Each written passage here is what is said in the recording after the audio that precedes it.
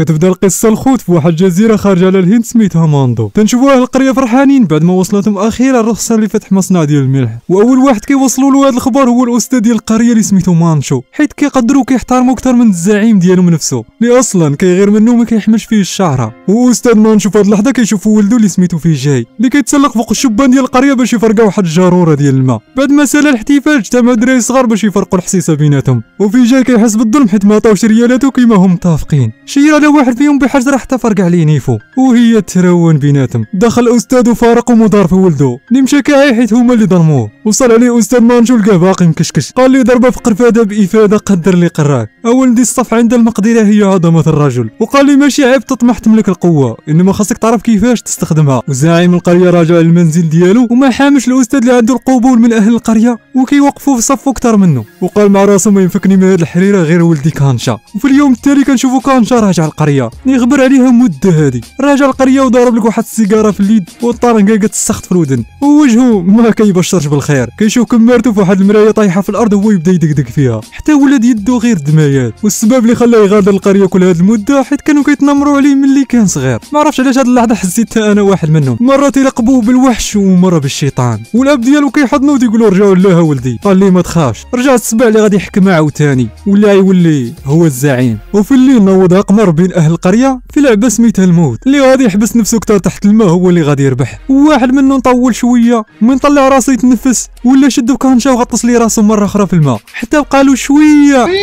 على الواحد ويودع الحياه. كون دخلش الاستاذ وحبسه وقال لي ارواح الناس غاليه وماشي ديال اللعب. قال لي كانشا شوف كل شيء داير على الحب وهذه هي اللي تجيب السعاده، يستاهل المرء يموت على قبولها. وبدا كانشا يغري في اهل القريه بانه غادي يتكلف بالمصنع ديال الملح ويوسع التجاره ديالهم ويخلي القريه تزدهر، لكن بشرط واحد هما يكريو له الاراضي ديالهم. كل شيء فرح وتيق ما عدا الاستاذ اللي كان ضارب الفيلم وما حامش هذا المرافق. وفي اليوم التالي الاستاذ كانشا جمع كاع اهل القريه وبدا يوعي فيهم واش نتوما مراد المصنع ديالكم تخدموا بيديكم كتسينوا واحد هو يسيركم، لا استاجر اراضي ديالكم غير ودعوها. كلشي اتفق معاه وقالوا عندك الحق. هاد اهل القريه الريح اللي جاي يديهم. وكانشا وصلت الخبر بالزربه راه الاستاذ كيحرض عليه اهل القريه، وخونا بطبيعه الحال ما عجبوش الحال. وفي الليل الاستاذ جالس مع عائلته كيشوف الضواء وباقي شاعلين في المدرسه، هو مأكد انه ديما كيطفي الضواء وما يكون خارج منها. وقال مع راسو ما يمكنش نخلي الضواء، كياخذ مع ولده في جاي باش يرجعوا المدرسه ويطفيو الضوء. حتى كيبان ليه بعض الصبيه هاربين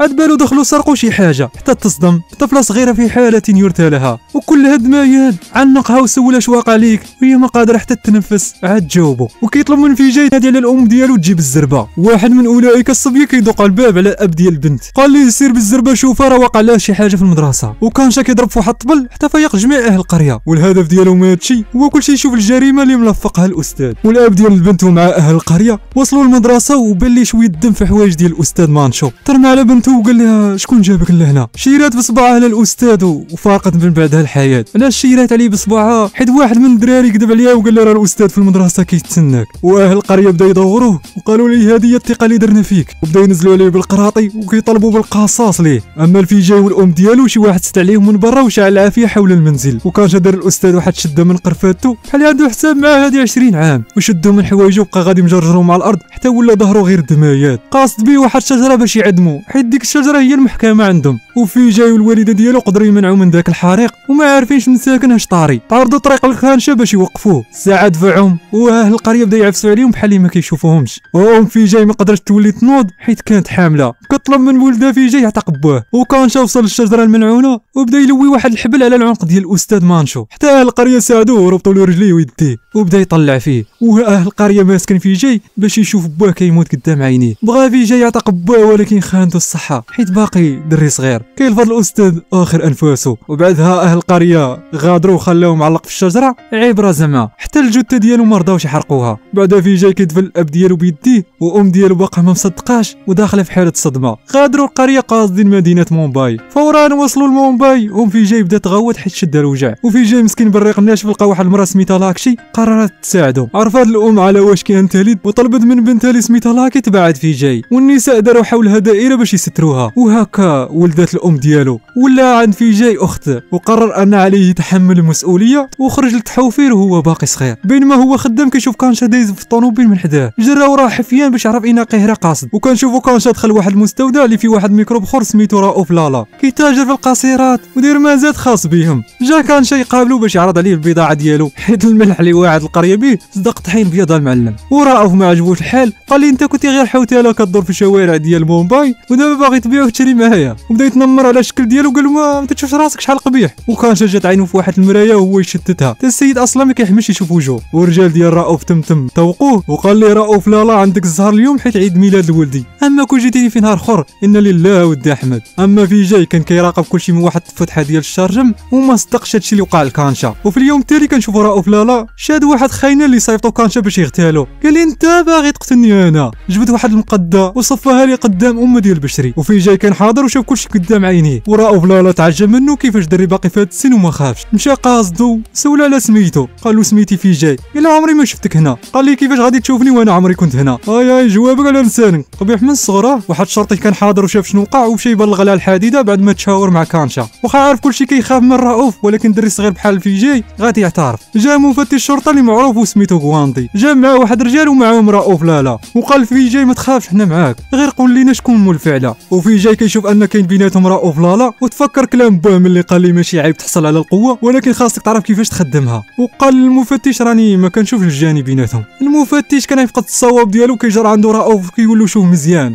تعرف حنا راه معاك، واخا هكاك بقى مصر ان الجاني ما كاينش بيناتهم. ورؤوف قالوا الحكمه تخرج من افواه الصغار. والوالده ديال في جاي ما عجبهاش الحال حيت كذب وعارفه علاش طامع، قالت لي الهوس ديالك حول الانتقام غادي يخرج على حياتي وحياه بنتي. والشرطي اللي بلغ على الحديده جا سكران يقلب على في جاي حيت عارف راسو قودها مع عند رؤوف لالا وغادي يصفيها ليه لا محاله، بقى يضرب في لاكشي باش تعترف له في كاين في جاي. وفي جاي قاصدو ودفعو وخدا السلاح ديالو اللي كان حاطو. خونا من شافو محنزز ومنيش عليه دخل معاه الصاد وقال لي داك السلاح راه ماشي لعبه تهد نتفاهموا شويه. لكن في جاي تيرا فيه بواحد القرطاسه جاتو الستر تخرى ميتا. بعدا في جاي مباشره مشى عند رؤوف باش ينضم للعصابه ديالو. ورؤوف ما نساش الجميل ديالو ورحب به. بعد ما مرت 15 سنه كامله ولات القضيه ما بين الشرطه والصحافه مرونه حيت رؤوف وكانشا توسعات النفوذ ديالهم. رؤوف ما بقاش تيتاجر غير بالقاصرات ولا حتى هو تيبيع الطحين الابيض كيديروا داخل اللحوم وكيصدروا، ولا مخدم معاه ناس كتار ومهلي فيهم لدرجه انهم يقدروا يضحيو بحياتهم على قبله. ما قدرتش الشرطه توصل له حيت اي شاهد عيان على اي جريمه كيصفيوها ليه. اما كانشا ولا بالنسبه ليهم بحال هتلر حيت وصول لجزيره الماندو ولا بحال الانتحار كلشي عاطيه السلاح. ولكن اكثر واحد حير مفتش غوانداي هو في جاي، فبسببه ازدهرت التجاره ديال رؤوف حيت معروف بالدهاء ديالو ولا هو اليد اليمنيه ديالو في وقت قصير وعندهم عليه غير تصويره ملي كان صغير. ولا حيرهم اكثر هو المال اللي تيكسب تيفتح به اعمال خيريه وما عرفوا شنو الهدف ديالو. وكنشوفوا في جاي كبر ولا راجل انعمس وحتى لاكي ولات فتاه مشرقه وفتحت صالون ديال التجميل على ظهر في جاي وعنده واحد صنيديقه تجمع فيها شي ريالات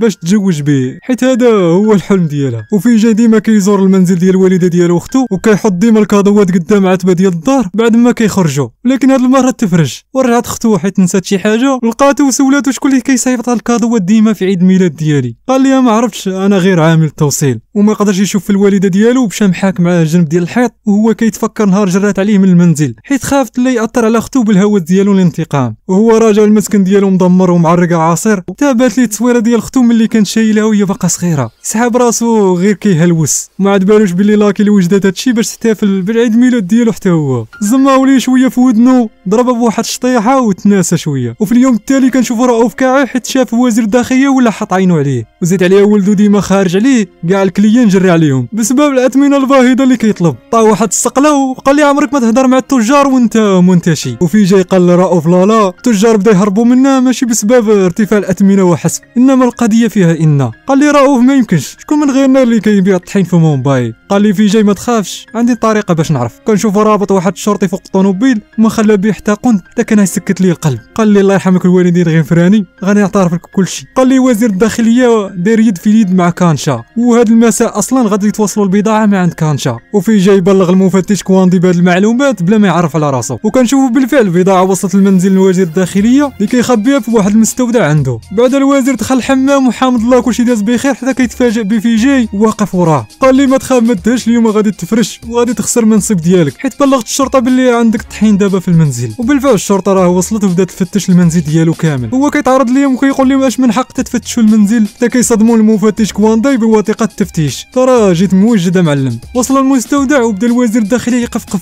تحشوا له الماء في ركابي، حتى كيتفاجئوا كاملين بان البضاعه ما كايناش، حيت اصلا خداها في جاي معاه. والوزير عاد رجعت فيه الروح وبدا يهضر معاهم، غادي نحي لكم من المنصب ديالكم. بعدها صونا في جاي على المفتش كوانتاي باش يقول لي راك تتفكرني بالوالد ديالي بالنبل والصدق ديالك في العمل، وجيت نقول لك اليوم الضعيف غادي يتساوى مع القوي وغيولي راسي من راس رؤوف وكانشا. وكيفرقع الحيط على احد الرجال ديال كانشا اللي كيجيب البضاعه الموباي، كيقتل بعض الاتباع ديالو وكيقول لي عرفتي علاش ما قتلتكش وعفيت على حياتك؟ باش تثبت لي الولاء ديالك ليا. لا بغيتي ترجع البضاعه ديالك وما يقتلكش كانشا خصك دير هادشي اللي غنقول لك. وفي اليوم التالي كنشوفوا رؤوف كيحتفل بالانتصار ديالو على كانشا بفضل في جاي. قرر يعطيه بعض من الاراضي ديالو، وولدو ما عاجبوش الحال وقال له ديك الاراضي ماشي كنتي ناوي تعطيها لي انا؟ قال لي مالك كانبو، راه انت ولدي من لحمي ودمي، اما هو نهار ما يبقاش نافع موتو غادي يكون حسن من حياته. وفي هذه اللحظه في جاي كيشوف واحد غادي يطلق النار على ازار ويكيرمي بالجسد ديالو قدامه باش يحميه، ومباشره خداو المستعجلات. وازار اللي كان مكيحمش في جاي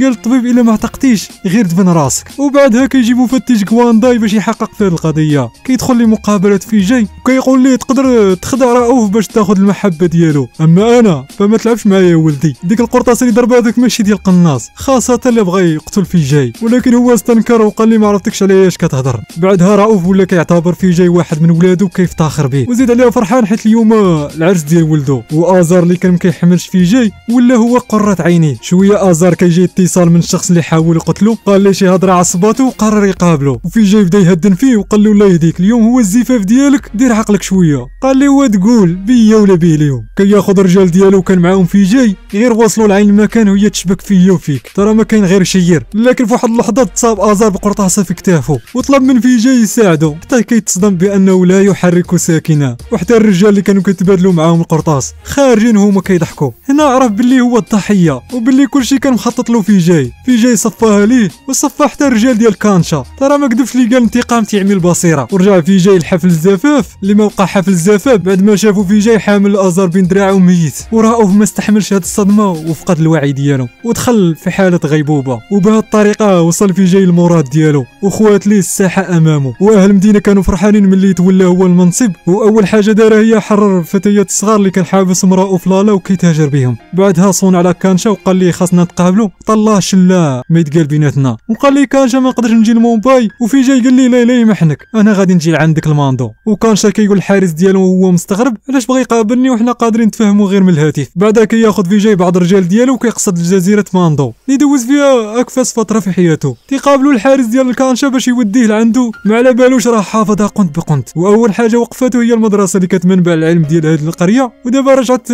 مكان للقمار لا اكثر. وشاف المنزل ديالو اللي باقي ظاهر عليه العلامات ديال الحرق، وتزرف حارس كانشا وقال لي عرفتي شكون اللي حرق هذا المنزل؟ انا اللي حرقته بيديا. في جاي بحرت مالك نفسه وما بغاش يصفيها ليه دابا حيت قدر يخسر الانتقام ديالو ولا تسرع. واسوأ حاجه شافها بالطبع هي الشجره اللي تشنق فيها الاب ديالو، وكنشوفوا كانشا كيشنق واحد اخر فيها دابا. تا السيد الاعدام عنده بحال الضحك. بعد ما قابل في جاي كيصافحوا وكيعطيه واحد التعنيقه، وفي جاي قلبه من الداخل كيغني. من بعد جلسوا واحتفلوا وتناقشوا شويه، وقال لي ما يمكنش تضرب هذه المسافه وتجي لهنا غير هكاك، ضروري باغي شي حاجه العود. قال لي في جاي جيت حيت باغي جزيره ماندو ياك المرضي. بعدها علقوا من كراعو وبدا يلعب بيه، يضربوا مع الحيط ويضربوا مع الحيط اخر، والرجال ديالو ردوا له ظهره ورطب من كرشو. قال لي كنت طلبتي اي حاجه نعطيها ليه، ولكن طلب من الملك الامبراطوريه ديالو هذا الشيء راه ما كيدخلش العقل. ولكن فاش عجبتيني راك عارفني محتاجك باش نسيطر على مومباي، غادي نعطيك جزيره ماندو ولكن بشرط واحد، خصك تقتل المفتش كوانداي حيت هو الوحيد اللي واقف في طريقي. وكنشوفوا رؤوف لالا فاق من الغيبوبه تاعو، واول حاجه دارها هو سول على في جاي في كاين، خبروه باللي مشى يقابل كانشا من بعد ما تولى القياده في بلاصتك، وعطاو بعض المعلومات للحادث اللي وقع ولدو، وتاكد بان في جاي هو اللي غدرو. وباش ينتقم منه خطف لاختو، جرى الساحه وبدا يشري فيها ويبيع امام الملأ.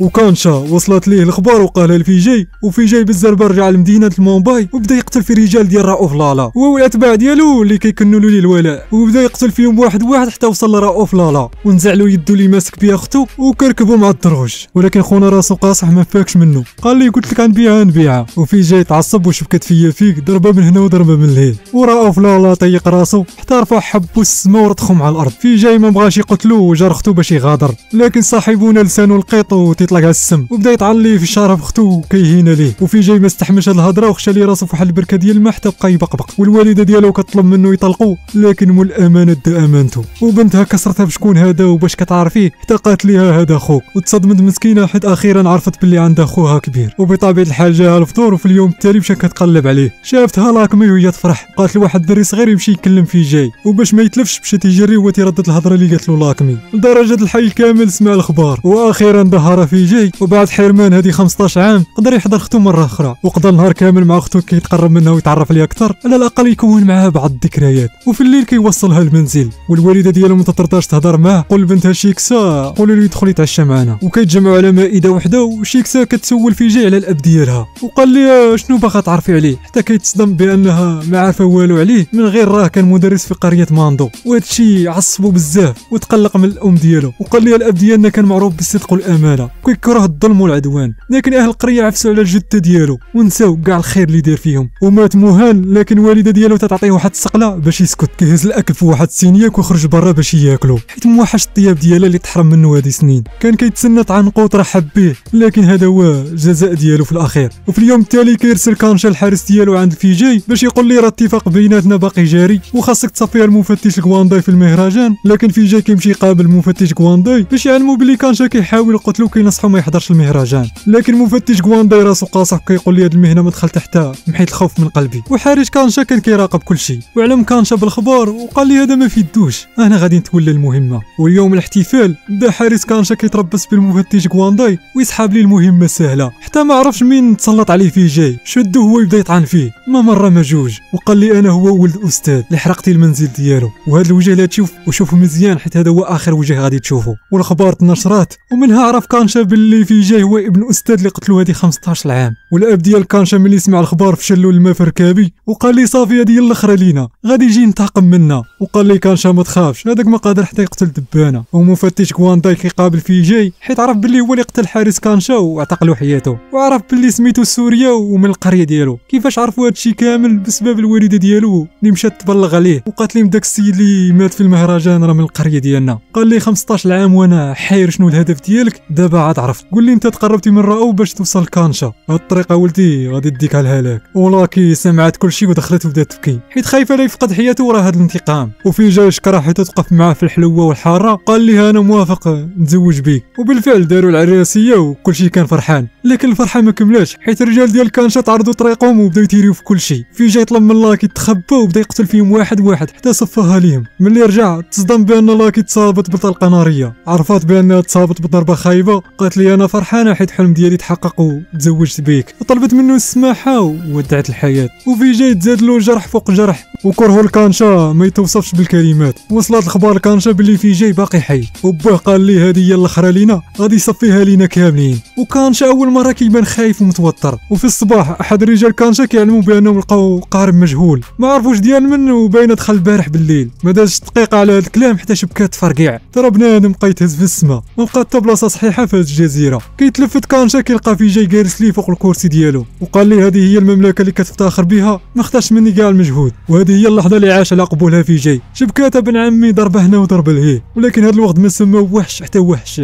وبدا يستفز في جاي بالموت ديال باه وقال لي باقي عاقل كيفاش كان كيفركل فوق الشجره. وفي جاي جعر كتر لكن هذا الغول ما ساهل كيدفعو حتى كان غادي يجي على راسو لكن كانشا كيشدو من رجلو كيطلعو مره اخرى كيقول له باقي ما سالينا الهضره. واب كانشا كيقول ليه ياك قلت لك غيجي يقتلنا. وكانشا كيدفعو حتى جا على راسو وخر ميتا كانه لم يكن ابدا. وبدا كانشا كيخنق في جاي بواحد السلسله باش يقتلو مخنوق كيما قتل باه لكن في جاي ما كان ساهل ليه تقلب عليه وبقى شابكها معاه. ساعه ما عندوش الزهر بانوا بعض الرجال كانشا اللي كانوا باقين على قيد الحياه. وفي جاي بدا يصفي عليهم واستغل كانشا الفرصه وطعنو من ظهره وقال لي عندك زهر ما حرقتيش هذا المنزل حيت ديجا كان موجد خطه اخرى واختطف الام ديالو اختو وحابسهم عنده. وقال لي شوف فيهم مزيان باش تودعهم ورماه قدام اهل القريه. واب البنت الصغيره اللي ماتت في المدرسه تطلب السماحه من في جاي والام ديالو حيت عرفوا الحقيقه وانهم ظلموا الاستاذ مانتشو وقتلوه ظلما وعدوانا. وكانشا ما كيرحمش في جاي وكيطعنوا مره اخرى والام ديالو كتطلب من اهل القريه يساعدوه لكن في جاي كيغوت عليها وكيقول لها ما تطلبيش المساعده من هاد الخونه. وكانشا كيقول لي ما تعصبش راه هما اللي اختاروا الشيطان ما خصكش تلومهم. كيربطوا بواحد الحبل وكيبقى جارو ناحيه الشجره الملعونه. وفي جاي ملي كيشوف الشجره اللي مات فيها بوه كيتمسك بواحد الصخور في الارض وما كيتزعزعش من بلاصتو. وكانشا عيا ما يحاول يجر فيه حتى كتقطع به الحبل، وفي جاي كينوض بما فيه وكيجمع اخر طاقه اللي بقات ليه وكيوقف على رجليه. عيا ما يخبط فيه كانشا وتقول واش بغى يطيح ليه، توجه له في جاي واحد الضربه زعزع ليه دماغه، والرجال ديال كانشا بغا يدخلوا، واخيرا اهل القريه هزاتهم شويه النفس ووقفوهم عند حدهم. وكانشا كيرجع يشد في جاي باش يخنقوا، وفي جاي كيشوف الشجره مره اخرى وكيتفكر باه اللي مات قدام عينيه وما قدر يدير والو، ومراته اللي خسرها بسبب هذا الوغد. وبالغدا يرفعوا السماء وخبط حبو مع الارض، هز واحد الصخره اللهم بارك ضربوا بها حتى خرج الدم من فمه. الاول حبل على عنقه وتقلبت الايه على كانشا، ولا هو المشنوق دابا. وبقى في جاي كيجر فيه وهو كيردد واحد القصيده كان كيقولها ليه الاب ديالو ديما. وبعد معاناه طويله خلص الناس من شر هذا العبد وحصل على الانتقام ديالو، ما كانش كافي بالنسبه ليه، حيت النعمه اللي تحرم منها هذه مده كامله ما قدرش تعوضها شي حاجه اخرى. جات الام ديالو كتجري ليه حضناته اخيرا، والاخت ديالو كتبكي ما بغاش تحرم حتى من الاخ ديالها. وقال لمو دعي معايا باش الله يغفر لي ويسامحني، وقالت ليه ديما غادي ندعي معاك. دور راسو بان ليه الاب ديالو كينادي عليه، غيشوف هذا المنظر حتى ودع الحياه. وهكا نكونوا وصلنا لنهايه